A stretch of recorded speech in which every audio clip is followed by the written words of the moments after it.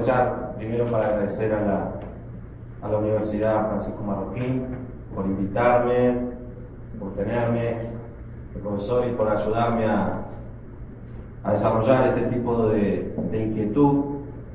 El libro ha sido publicado por el Instituto de Democracia y Mercado de Chile, el doctor Ángel Soto, que lo conocí acá en University Fan, en la Universidad Francisco Marroquín, es el que me ha apoyado también en esta aventura de escribir.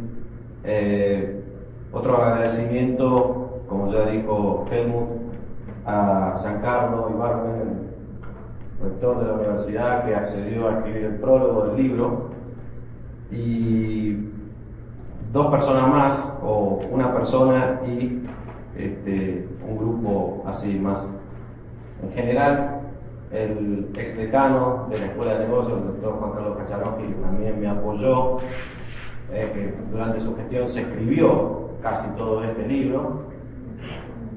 Y luego a los alumnos que han estado a lo largo de todos estos años con sus sugerencias, con sus comentarios, con sus críticas, etcétera, fueron haciendo que el curso, que hace 8 años era de una manera, haya ido mutando y modificándose hasta convertirse en este libro, en lo que a todos generalmente nos gusta. Así que hecha la introducción, voy a tratar de explicar un poco de qué se trata el libro, ¿sí? El libro es un texto que habla sobre los soñadores. Me gustó tener esa idea, ¿no? Es decir, es gente que soñó algo y lo llevó a la práctica. Es decir, todos tenemos sueños, a todos se nos ocurren cosas, pero quizás somos pocos los que vamos a la búsqueda de eso. Tradicionalmente nosotros decimos, tengo un sueño, o espero que mi sueño se me cumpla, y hacemos poco para que el sueño se cumpla, ¿no? Y en realidad los personajes que vamos a ver acá, o que van a ver, si lo leen, es gente que soñó y además se puso a trabajar para cumplir ese sueño.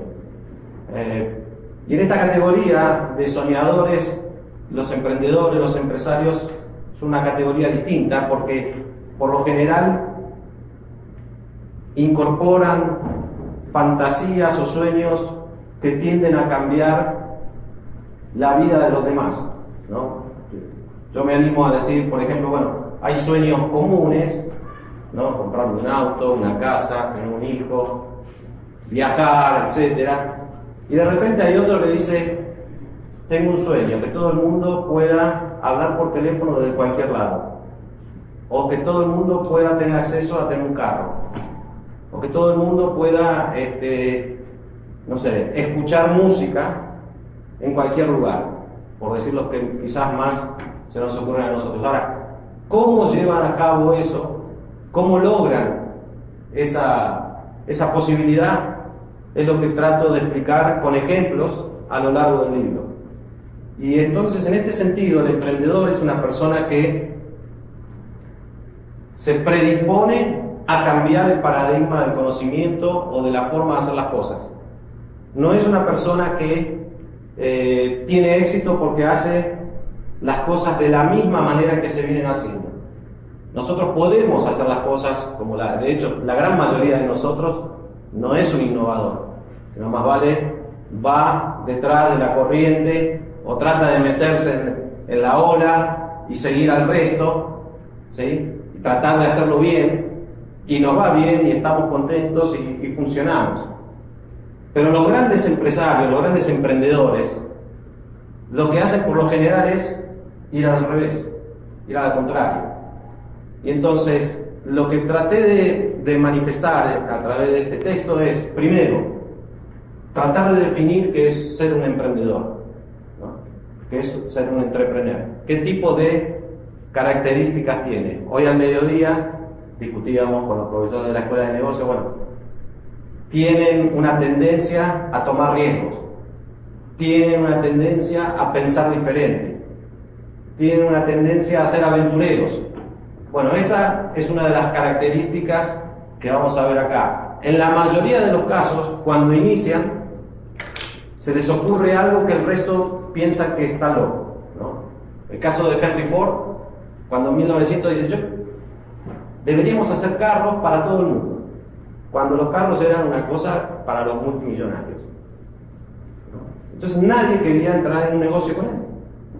Fue recién al tercer intento donde él se logra sacar de encima a sus socios que no lo comprendían, y entonces se lanza ahí a esa aventura de crear el auto, y cuando crea el carro para todo el mundo cambia definitivamente la sociedad. Otro ejemplo que siempre menciono yo es el de Starbucks, ¿no? Todo el mundo anda con el cafecito en la mano, etc. ¿Sí? Pero este hombre al que se le ocurre hacer esta empresa va a visitar a inversionistas, gente que le ponga dinero para esa idea, y le dicen que no. Y va con uno, va con otro, va. Bueno, para hacer una historia larga, son más de 200 personas a las que visitan, y solamente 20 dicen que van a poner dinero ahí. Curiosamente, los primeros que no querían hacer esta innovación eran los fundadores de Starbucks originalmente, porque el Starbucks original no tiene nada que ver con este que conocemos todos nosotros. Y ellos mismos le dicen a él, no, a nosotros no nos interesa ese negocio. Muchas veces pasa también que hay emprendedores que tienen un negocio ahí entre manos, y viene otro y dice, ¿por qué no lo llevamos a otro nivel del negocio? Y dice, no, a mí no me interesa. A mí me interesa quedarme con el negocio así como está. Y así como está va bien, pero no me gusta ir al otro nivel. Es el caso de McDonald's. ¿Sí? McDonald's, que nosotros conocemos, es un desarrollo de Ray Kroc, un hombre de unos 50 y tantos años que estaba buscando todavía su oportunidad, su negocio. Y ese negocio era multiplicar la cadena por todos lados, pero con un sistema de franquicias. Los originales hermanos McDonald's habían sido innovadores en un momento, pero ya llegada la década del 50 habían perdido parte de ese incentivo. Y bueno, finalmente el McDonald's que nosotros conocemos es este McDonald's que ideó Ray Kroc. En este sentido, entonces, estos emprendedores no solamente son soñadores, sino que además introducen cambios que nos mejoran la calidad de vida. Yo tengo esta idea, que quizás suena un poco rara a veces, que yo digo que son agentes civilizadores, que los empresarios, los emprendedores generan cambios en la civilización, con lo que a uno se le ocurra. Por lo general, cuando nosotros estudiamos la historia, se habla de militares, se habla de filósofos, se habla de políticos, se habla de líderes sociales, líderes religiosos, pero poco se habla de los emprendedores, de la gente del mundo de los negocios. Y cuando se los menciona, por lo general, suele ser una crítica que se hace a estos, ¿no? En este sentido, el libro lo que dice es, miren, la mayoría de los avances y del progreso está en manos de gente que está buscando generar riqueza, beneficiarse a sí mismo, pero para beneficiarse a sí mismo en una economía de mercado, tiene que beneficiar a los demás. Y acá hago un punto interesante.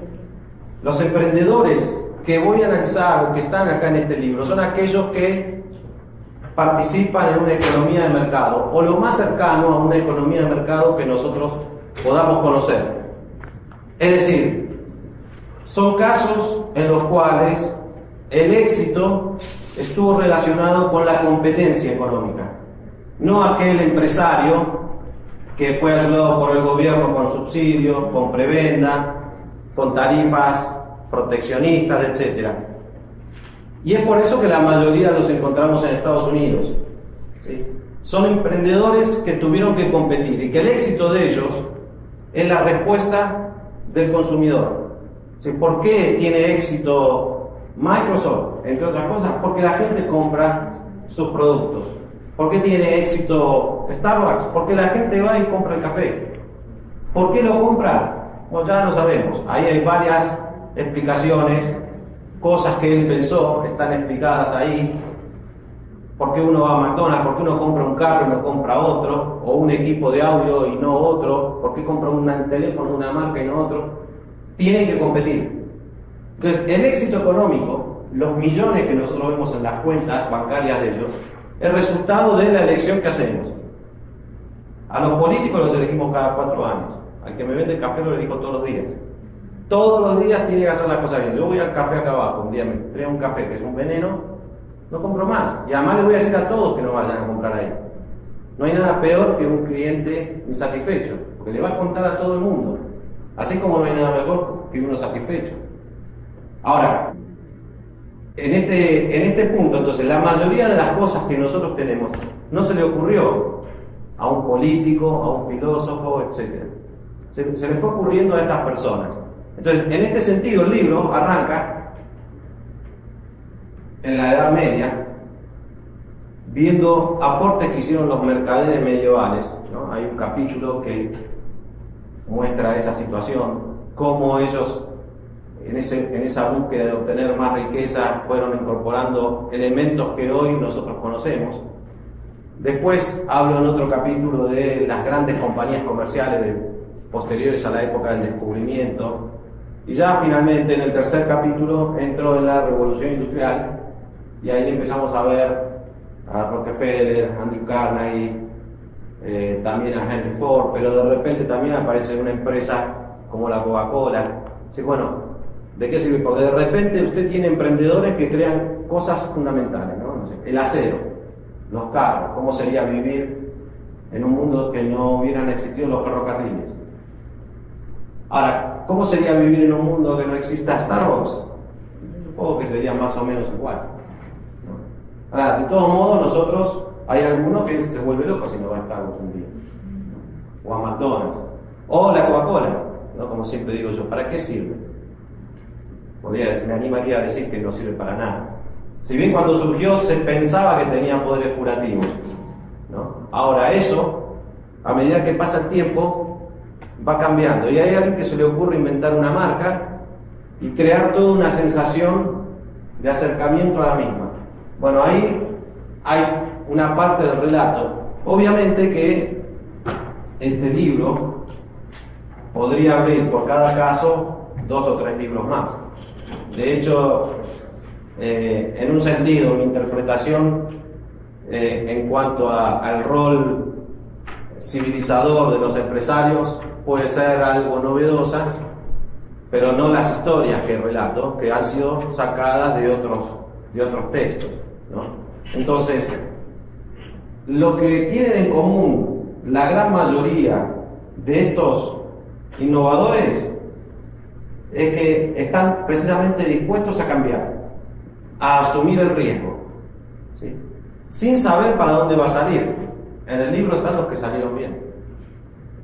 Si hiciéramos los que salieron mal, no alcanzarían todos los libros del mundo, eventualmente. ¿Cuánta gente empezó? ¿No?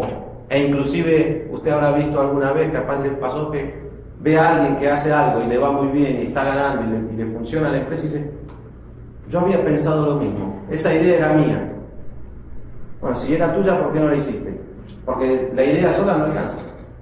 Hay que moverse, hay que hacerlo, hay que intentarlo. Y esta es la característica. Y el premio es el éxito.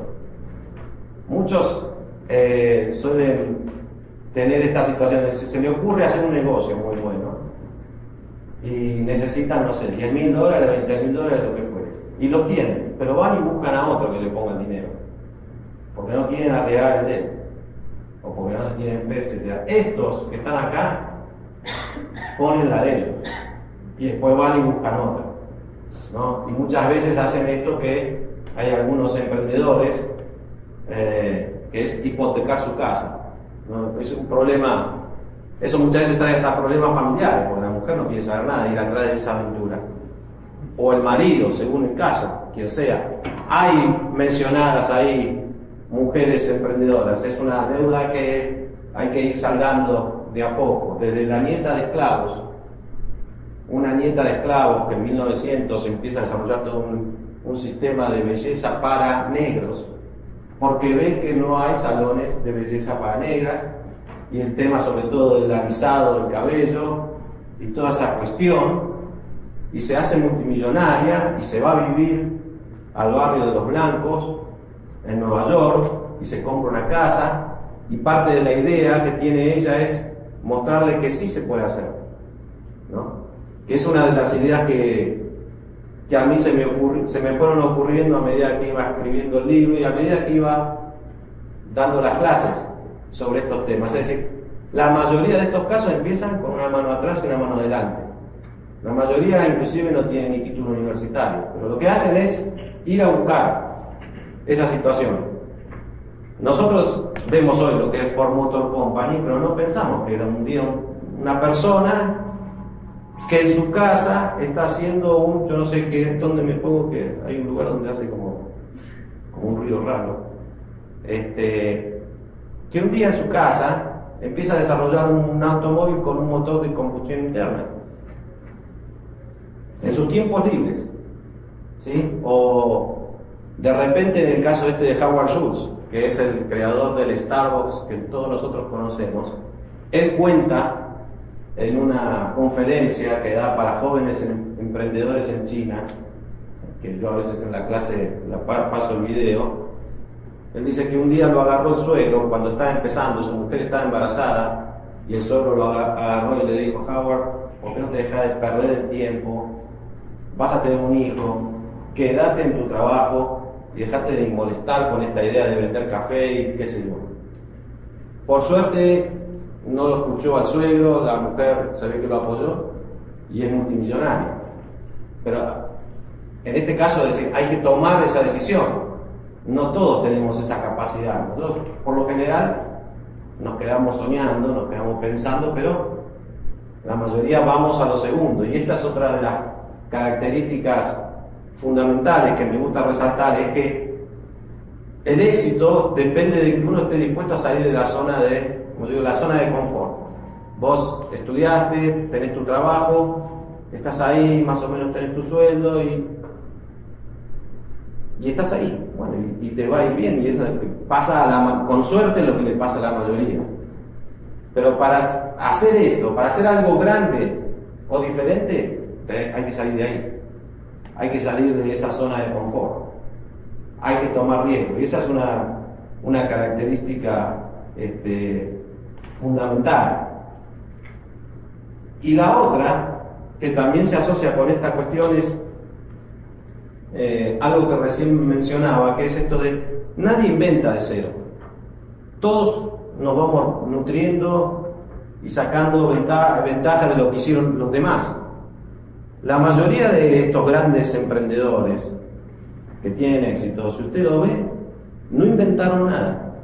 Quizás lo que hacen es perfeccionar algo que ya existe, o ver la manera de venderlo diferente, ¿sí? O de atraer a la gente. Algunos se basan mucho más en el marketing, otros más en una cuestión tecnológica, otros juntan todo, otros aplican una estrategia de precios, etc. Es decir, Sam Walton, el creador de Walmart, no inventó los supermercados, pero él iba y miraba lo que hacían los demás todo el tiempo y tratar de sacar una ventaja de eso. Henry Ford no inventó el automóvil.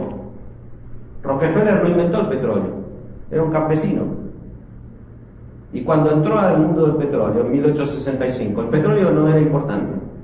Hoy todo el mundo dice es petrolero, pero en aquel momento lo importante era el carbón. El petróleo servía para iluminar las casas, para el refinamiento del petróleo o el aceite, ¿no? Para la lámpara de queroseno. Pero él vio algo que los otros no tenían, que era una situación así como el precio del petróleo variaba mucho, de centavos a $10. Lo que no variaba era el precio del barril donde se metía el petróleo y se vendía. Entonces él dijo: yo voy a fabricar barriles de petróleo, además de sacar petróleo. Y los socios le dicen: no, barriles no queremos, no vamos a hacer barriles, eso no es nuestro negocio. Se separa y le escribió después en su autobiografía: ese fue el día más feliz de mi vida, cuando me saqué encima de estos perdedores, ¿no? Sí, esta idea de decir, bueno, voy a arriesgar, o Disney, ¿no? Una persona que revolucionó el mundo del entretenimiento y que ya teniendo muchísimo éxito, en el año 48, por ahí, dice, ya hice películas de dibujos animados en blanco y negro, en color, mudas, con voz, largometraje. Cuando alguien le dice, usted está loco, ninguna persona se va a sentar 90 minutos a ver una película de dibujos animados. Nadie. Por suerte no entendía lo que le decía, no. La hizo igual, fue un éxito rotundo, y hasta hoy en día, bueno, y eso salvando la distancia, cuando vino lo del Pixar y todas estas cuestiones, era algo parecido. Así, bueno, la gente se va a sentar a ver estos muñecos, estos dibujos, que no son dibujos, pero tampoco son personas. La cuestión es que en 1948 dice, voy a hacer un parque para que la gente vaya a jugar al parque con los muñecos que yo hice en las películas. Ninguno de todos sus socios quiso, ¿sí? Y él después, años después, escribió en su biografía, claro, dice, no entendían, no podían ver lo que yo estaba viendo, ¿no? Y esa es otra característica que tiene el emprendedor: ve cosas que los otros no ven. Luego, a veces esas cosas se pueden concretar, a veces no, a veces hasta hay impedimentos tecnológicos. Muchos de ustedes habrán escuchado alguna vez que ya Da Vinci había dibujado un helicóptero y había dibujado un submarino y que no. Bueno, a veces no existe esa posibilidad. Yo siempre recuerdo, porque es una de mis series favoritas, el Superagente, que a veces todavía no, que él hablaba por sus zapatos, ¿no? Sacaba el zapato y hablaba. Y para nosotros que no teníamos ni teléfono en la casa, porque no llegaba el teléfono, ver a uno que hablaba por un zapato era una maravilla, ¿no? Y ahora nosotros le tenemos que decir a los alumnos todo el tiempo: apagar el zapato, guardate el zapato en el pie, porque está chateando, está viendo el fútbol, está chateando con la novia, ¿no? Como me dicen a mí, y cuando doy las clases online, ¿y vos cómo sabés que está ahí el alumno? ¿Y vos cómo sabés que el alumno yo como sé que los que están acá sentados están escuchando lo que yo digo, ¿no? Más allá de que, como estoy en una posición alta, puedo ver que está con el teléfono, pero cuando estás en el aula, o está con la computadora, y te dice que está escribiendo todo lo que vos decís. Sí, seguramente está haciendo eso, ¿no? O está viendo el partido, esas cosas existen porque a estos se les ocurre que puede llegar a haber algo de esa naturaleza. Ahora, uno de los puntos esenciales para que en algunas regiones, ¿por qué en algunos países hay más y en otros países hay menos? Tiene que haber ciertas condiciones. Y una de esas condiciones es, primero, que haya libertad para probar, para intentar hacer cosas distintas. Segundo, tiene que haber derecho de propiedad bien establecido, porque si yo hago algo, asumo el riesgo, resulta que funciona, después viene el Estado y se queda con eso, o después viene otro y me roba, y me duplica, etc. Tiene que haber derechos de propiedad claramente establecidos. Si además existe eso, es muy probable que en esos países haya además créditos para jóvenes emprendedores, para gente que quiere tomar riesgos, etc. Y luego lo que sucede es que en el intercambio, que es lo que se llama ahí la mano invisible, con el que va y viene, hay adaptaciones. Adaptaciones de estas novedades que se introducen en el mercado. No es que a alguien se le ocurrió, bueno, ahora vamos a hacer los autos y después los autos van a tener radio y después los autos van a tener aire acondicionado. No, se va dando. Es algo que pasa y el mercado va aceptando, no. Y de repente, algo que pasa muchas veces es que aquel que es un súper exitoso en un momento, luego pierde el favor del mercado, porque le perdió el sentido. No es que lo tiene asegurado por siempre. Un caso muy notable es el del propio Henry Ford, que hace toda una revolución, pero su idea original era que todo el mundo tenga un carro. Y entonces, para que todo el mundo tenga un carro, el carro cada vez iba a ser más económico. Y para hacerlo más económico, lo hacía siempre igual y cada vez perfeccionaba más esa forma de hacerlo, ¿sí? Y genera esa revolución Pero después, ¿qué pasa? El mercado cambia, el mercado quiere algo más, quiere un carro más evolucionado, no tiene problema en pagar más. Y él insistía en que no.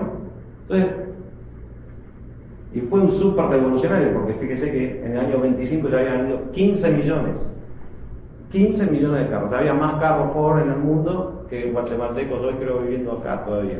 No sé si llegan a 15 o por ahí, pero bueno, todavía falta. Entonces, para el guatemalteco número 15 millones, así como para el Ford T número 15 millones. Ahora, cuando llega a ese número, la gente ya estaba yendo a otro lugar. Y a General Motors, donde aparece una persona, que es Alfred Sloan, que dice: en realidad podemos segmentar el mercado y ofrecer distintos carros a distinta gente, ¿no? Entonces, esa es toda una situación que es interesante también tener presente. Es decir, no solo que los emprendedores generan esta riqueza, este desarrollo, etcétera, sino que además también lo que generan lo hacen en forma espontánea. No es que a alguien se le ocurrió: voy a desarrollar el sistema de Microsoft o voy a desarrollar la computadora, etc. Cuanto más libertad haya, más posibilidad hay de que aparezcan cosas nuevas.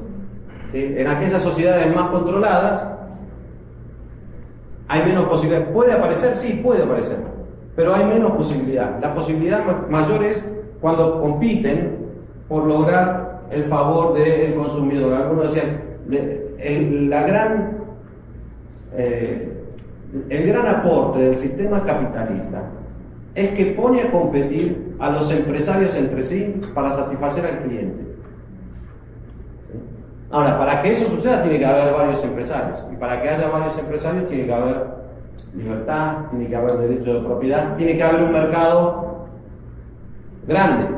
Además, quizás Estados Unidos en ese sentido le saca ventaja al resto de los países, pero no solo porque el mercado es grande, porque si no India o China ya podrían estar muy por encima de Estados Unidos, sino porque además se da que hay continuidad en esas instituciones de la propiedad privada, la libertad individual, el derecho de propiedad, la posibilidad de intercambiar libremente, de moverse. Quizás si China durante 100 años seguidos adopta esas políticas, muy probablemente va a crecer muchísimo más. Si la India lo hiciera, y Guatemala, en cualquier país, en ese caso sí tendrían una ventaja comparativa: accedo a un mercado mucho más grande sin necesidad de tener que estar dependiendo si los otros países me van a abrir el mercado o no. ¿Sí? Por último, y para que podamos compartir preguntas y comentarios, etcétera, el libro finalmente deja como una idea de que sí se puede progresar, o sí se puede crear algo nuevo sin depender de tener mucho o poco capital. La mayoría de los ejemplos elegidos ahí es que empiezan de la nada, ¿no? Y que en base a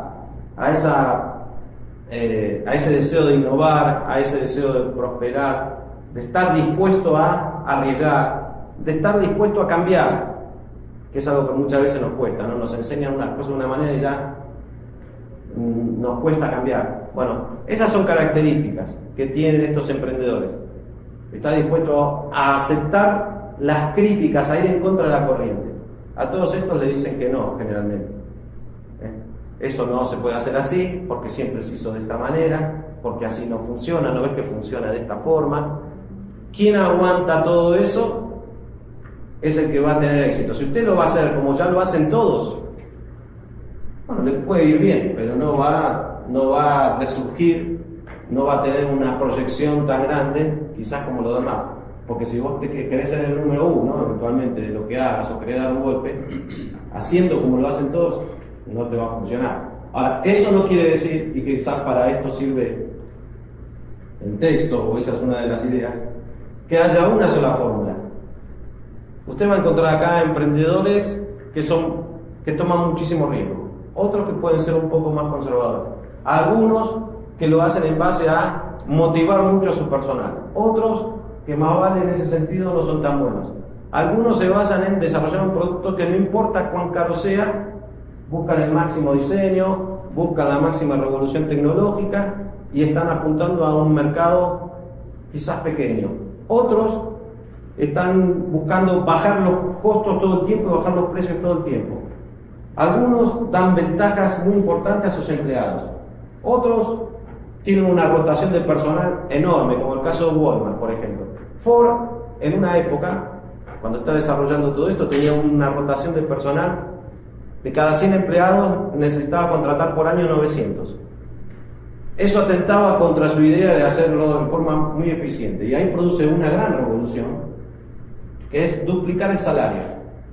El salario pasa de $2 al día a $5 por día. Con eso logra que con el sueldo de 6 meses sus empleados dicen: yo le voy a vender autos a estos. Y en 6 meses, con el sueldo de 6 meses, ellos podían comprar un carro, ¿no? Y además, ¿qué hizo? Bajó la rotación de personal y fueron muchísimo más eficientes. Pero Walmart va para otro lado.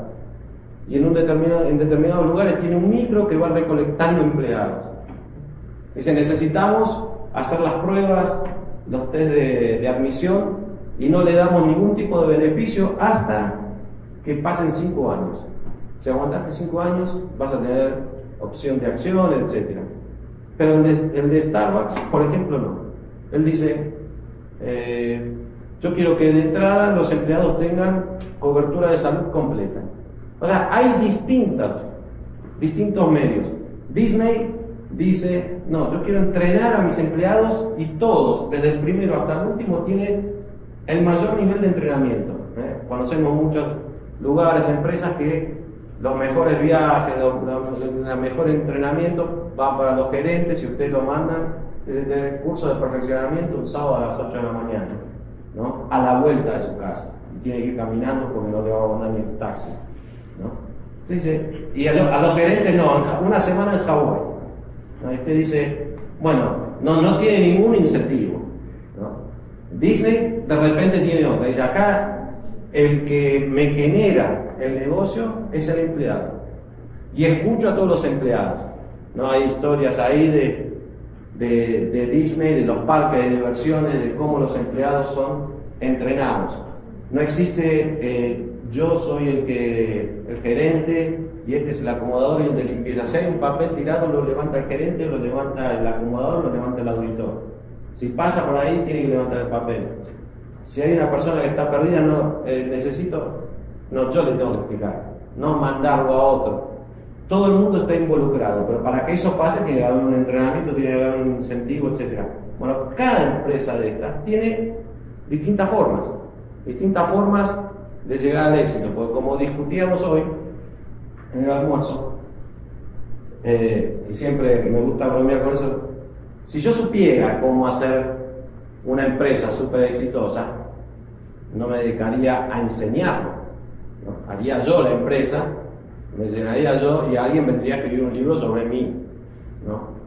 O sea, lo que nosotros podemos ver es cómo lo hicieron, tener una idea y sobre todo, y con esto cierro y abro ahí a las preguntas y comentarios, es que si uno realmente lo quiere hacer, puede intentarlo, ¿no? O sea, el primer paso es ir a buscar, ¿no? Es ir al sueño. Y sobre todo, insistir hasta que uno diga: bueno, esto no es lo mío, o buscarlo por otro lado. Éxito fácil no tuvo absolutamente ninguno de ellos. Esa es una. Y la otra es: una vez que conseguiste el éxito, tenés que trabajar todos los días para mantenerlo, ¿no? Inclusive hay distintas versiones. Yo escribí el libro acá y puse casos de Hewlett Packard, de Microsoft. Casi no hablé, salvo creo una mención así muy al pasar y de último momento, de Steve Jobs y de Steve Wozniak, solamente de Apple al principio, ¿no?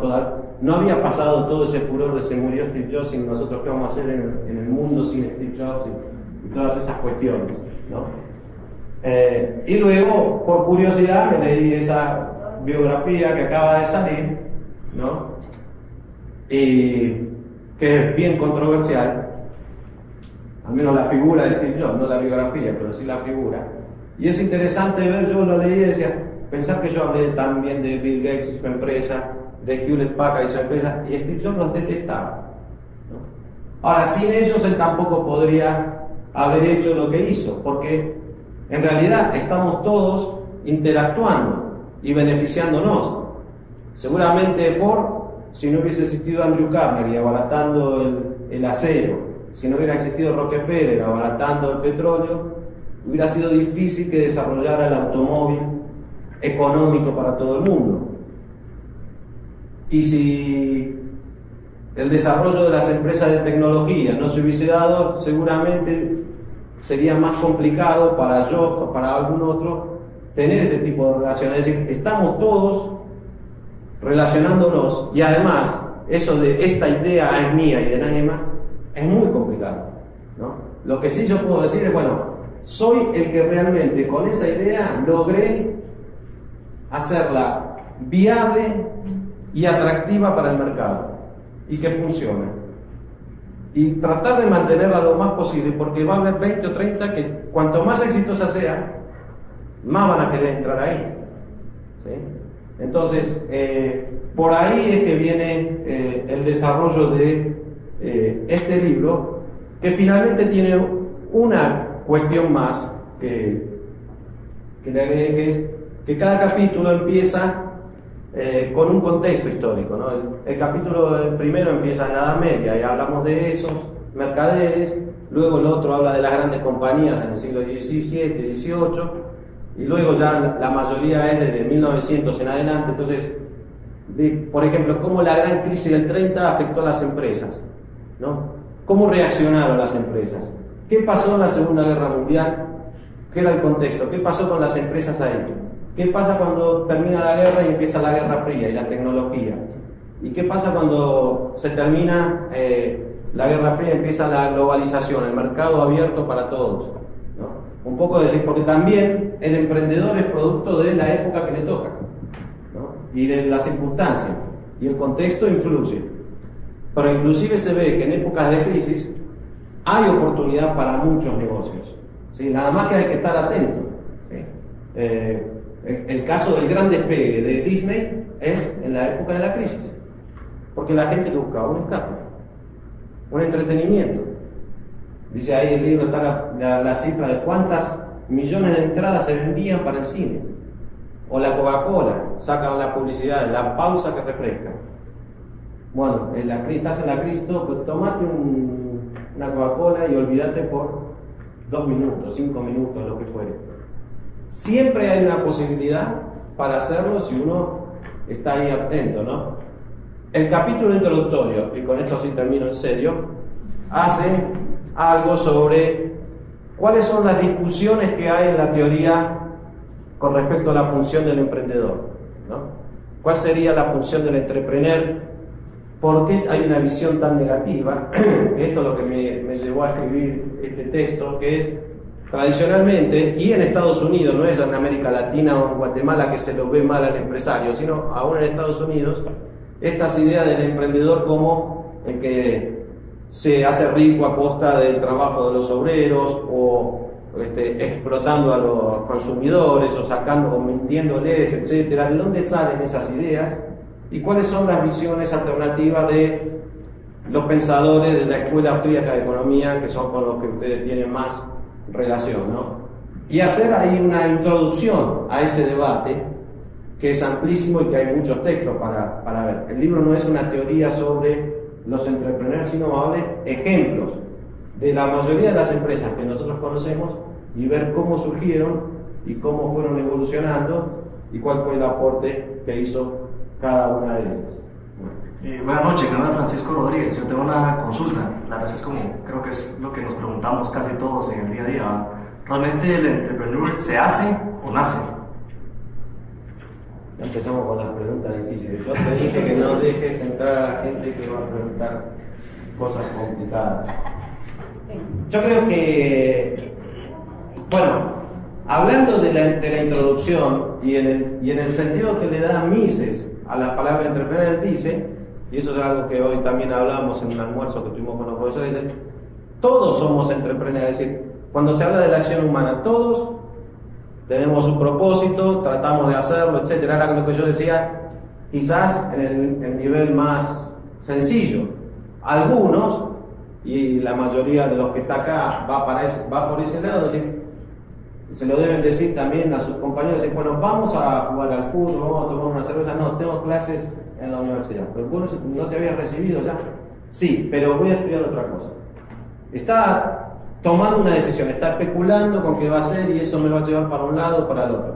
Es decir, hay algunos que tienen más inquietudes que otras. Yo comentaba hoy que, así, en el sentido de estos que puse en el libro, yo no me siento un emprendedor. No tendría esa capacidad, no me animaría a invertir los pocos ahorros que tengo en una idea, ¿no? Yo creo que algo hay que tener adentro, pero sí lo que se puede hacer es ir, quizás hasta contagiándose, porque lo que sí me da a veces ganas de decir, bueno, si por ejemplo, el caso de moda de ahora, no Steve Jobs, si que hizo todo esto, lo terminaron echando de la empresa, y el tipo vuelve y hace, sí, si a él lo echaron, ¿por qué no me van a echar a mí? ¿No?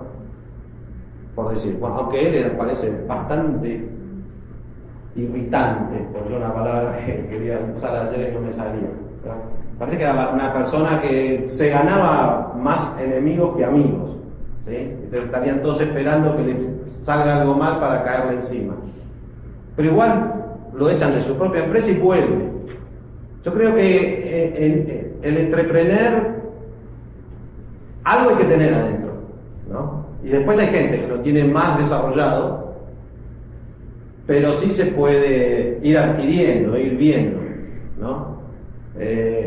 Una de las cosas que discutimos hoy era, ¿se puede enseñar eso? No. Yo creo que se puede, bueno, algo de lo que yo digo es, bueno, acá está el texto, si vos tenés una inquietud, quizás podés ver cómo lo hicieron, de dónde arrancan. Ahora, hay algunos que son más osados, más arriesgados, el entrepreneur está entre ellos, ¿no? Y hay otros que somos más cuidadosos y que quizás puede pasar a veces que se complementan, porque también hay muchos casos, y eso es un tema que aparece ahí, es que hay algunos que dicen, bueno, el entrepreneur es el que tiene una idea, el que ve que de repente, a ver, porque hasta se pueden dividir en tres, hay alguien que se le ocurre una cosa, una idea, hay otra persona que viene y pone el dinero para hacer el intento, pero hay otra que después es la que administra eso, lo lleva a la práctica, ¿sí? Entonces ahí hay tres, y hay un debate que nosotros hoy en el almuerzo discutíamos, no se ponen de acuerdo los que estudian el tema a fondo, que es, bueno, el entrepreneur, ¿cuál es de todos? ¿Es solamente el que tiene la idea, el que vio que puede haber una necesidad, ¿no? A alguien en algún momento se le ocurrió, y fíjese que eso igual no está patentado ni nada, ¿no? Pues esto se me acaba de ocurrir, puede ser cualquier cosa, ¿no? Como sabe, el famoso valet parking. A alguien se le ocurrió que podemos traer más gente al restaurante si le llevamos el carro, si lo estacionamos. Bueno, hay alguien que está pensando en eso, ¿no? Y después, a veces funciona, en algunas sociedades funciona, en otros no, alguien no quiere que le toquen el carro, en fin. Yo creo que además hay textos de la teoría sobre esta cuestión que dice, bueno, muchas veces también ese espíritu emprendedor lo empuja a veces la necesidad también. Y se ve claramente en épocas de crisis, en la Argentina, en la época del 2001, 2002, cuando cayó una crisis muy dura, mucha gente se quedó sin trabajo y de ahí surgieron muchas empresas pequeñas y medianas muy exitosas. Pero claro, te viste ante o te inventás algo o te morís de hambre. Y muchos descubrieron que tenían esa capacidad. Una de esas, por eso digo, si no salís de la zona de confort, puede ser que la tengas ahí latente y nunca la termines de desarrollar. Sí. Buenas tardes, mi nombre es Ludia Ronquillo. Yo tengo una pregunta. ¿Qué consejo le podría dar a alguien que tenga una idea de la cual actualmente ya se hace, ya en grandes empresas lo hacen, multinacionales, pero quisiera darle otro enfoque y además empezar la idea desde cero?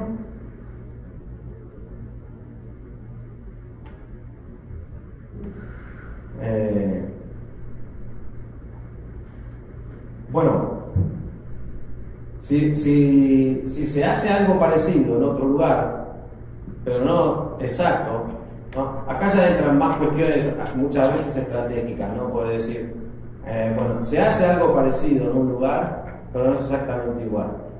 Y entonces ahí hay 2 o 3 cuestiones, no sabemos ni cuál es la idea, ni de qué se trata, pero voy a imaginar algo más o menos y puedo decir, si me puedo acercar a veces pasan cosas así interesantes, ¿no? Que hay ideas que son fácilmente patentables y otras no.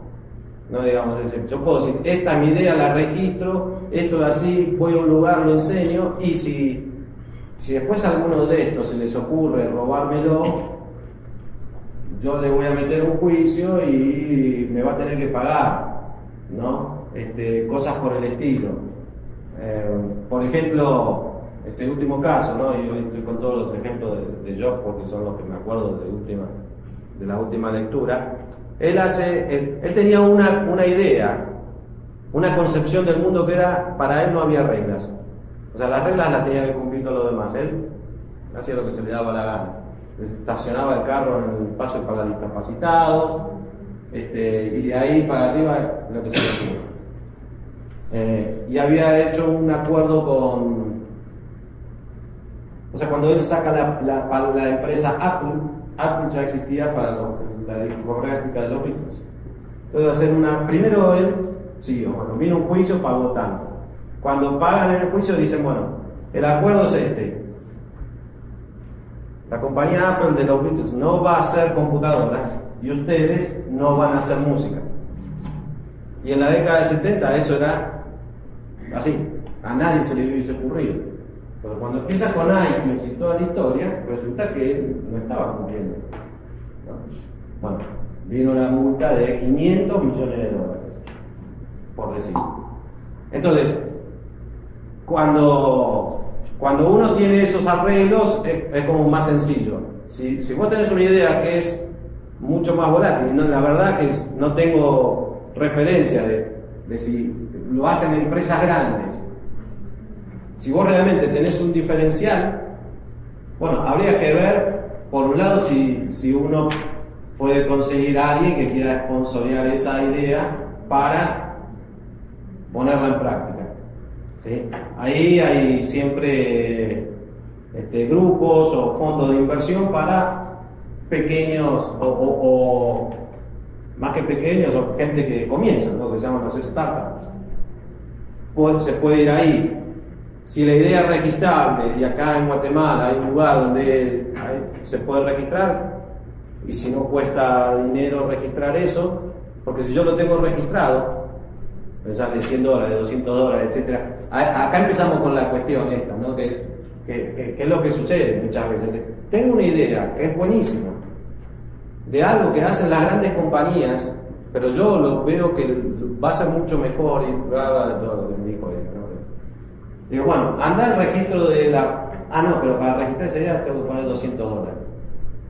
Bueno, si no querés arriesgar $200 para registrar una idea, o será que no se la vas a poder vender a nadie porque vos ya no estás creyendo en esa idea, ¿no? Si fuera el caso, si no, si se le puede vender a alguien, y ahí siempre está también después el riesgo, ¿no? Que es, se la fuiste a vender y lo que va a pasar probablemente es que te la robes, ¿no? ¿Y cómo le comprobás eso? ¿No? Entonces, pero además también nos pasa que si vas a la gran empresa, vos con tu pequeña idea no podés ponerle condiciones y mire, pero necesito registrar esta conversación porque si no, ustedes me la dicen, vos me querés vender algo a mí, ya pensás que yo te lo voy a robar. Bueno, según el caso, me parece que, o sea, la idea es, si es registrable y hay un lugar en el que se pueda registrar, es una cosa. Si no, hablar con alguien de saber si hay gente dispuesta a invertir en esta cuestión, y porque además, y con esto cierro, la respuesta es, uno nunca, según otra vez de lo que estemos hablando, es, yo tengo la idea de hacer un cinturón que me avisa cuando me estoy pasando de tanto o cuánto, Y esa sería la idea, pero no digo cómo se hace, ni cómo es, entonces cuando uno tiene que ir a decir, tengo esta idea de hacerlo, de hacer esto, pero no digo cómo se podría hacer, ni cuál sería la diferencial. Ahora igual no vamos a ir todos con la intriga, ¿no? De cuál es tu idea y todo eso, no vas a contar. Pero eso sería, ¿no? Decir, bueno, hay riesgos ahí, ¿no?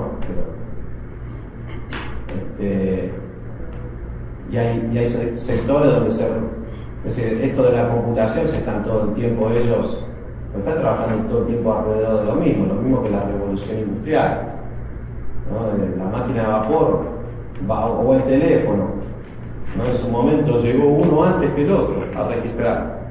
Y él quedó como fue el primero, pero en realidad están todos trabajando sobre lo mismo. Es difícil no, entre comillas, robar. Otro u otra quiera. Buenas tardes. Un comentario en relación a lo que estaban hablando antes. Yo hace un tiempo trabajé en 3M y había una persona con una idea innovadora en la forma de canal de distribución, cómo mejorar en sí las ventas.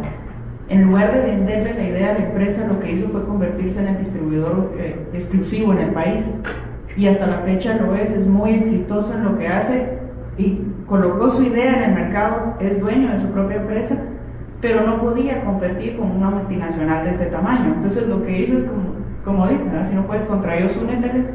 Él decidió mejor vender su idea al punto de vender todos los productos, y a la fecha lo hace muy bien. Bueno, en este caso hay ejemplos de esta naturaleza. Yo contaba hoy el caso y aparece acá en el texto de Walmart, ¿no? Sí, él empieza de cero. Él primero trabajó en supermercados, ¿no? Y una idea que él desarrolla es, y fue a la universidad, ¿sí? Fue a la universidad, tiene su licenciatura en administración, pero dice, yo nunca trabajé de otra cosa que no sea estar en relación con los clientes. Una cosa interesante que es, si vos querés vender a los clientes, existen estos que vienen a hacer el MBA, pero después el MBA es como un camino hacia la oficina más alta, más alejada, ¿no? Y entonces nunca te enterás de lo que pasa, ¿no? Es un sueño y tiene sus ventajas y sus desventajas. Él lo que dice es, y en Walmart esto pasa, las oficinas no tienen puertas. Y la mayoría de las oficinas son como cubículos, que uno los resiste, lo más que puede no llevar el cubículo es como estás en penitencia, estás castigado, ¿no?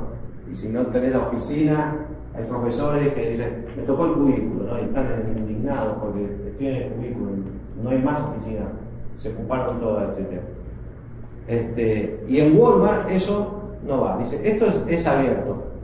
Y él decía, entre otras cosas, bueno, yo conozco, me meto en el mercado, y ahí fue armando su tienda con sus ideas, etc. Pero cuando llegaba a un lugar y ya era desarrollado, se establecía, lo que él señalaba es, el que está ahí y quiere competir conmigo va a perder. No hay posibilidad de que pueda competir conmigo, el pequeño que está en el pueblo. Lo que tiene que hacer es ver qué ventaja puede sacar de cooperar conmigo. O de algo, decía, bueno, si tenés una tienda de venta de alimentos y yo me pongo, no quieras vender alimentos como yo porque te vas a fundir en 2 meses. Quizás podés poner un café, o quizás podés poner una peluquería, o quizás podés poner un car wash, o poner, no sé, algo que no haga Walmart, pero que sí aprovechar todos los miles de clientes que va a traer Walmart a ese lugar, ¿no? Y entonces es parte de esa cuestión. Si yo no puedo competir directamente con ellos, bueno, tratar de ver, bueno, qué le puedo sacar, ¿no? Y esa es una estrategia interesante, ¿no? En esta cuestión se me ocurrió esto, bueno, ¿cómo lo podría llevar a cabo?